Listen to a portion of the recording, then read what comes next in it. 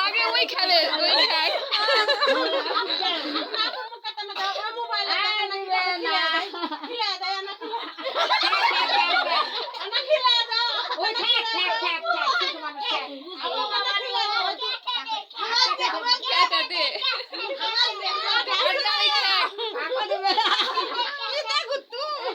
কেটা দিবে সবার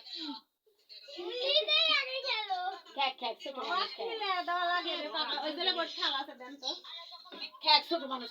বুঝে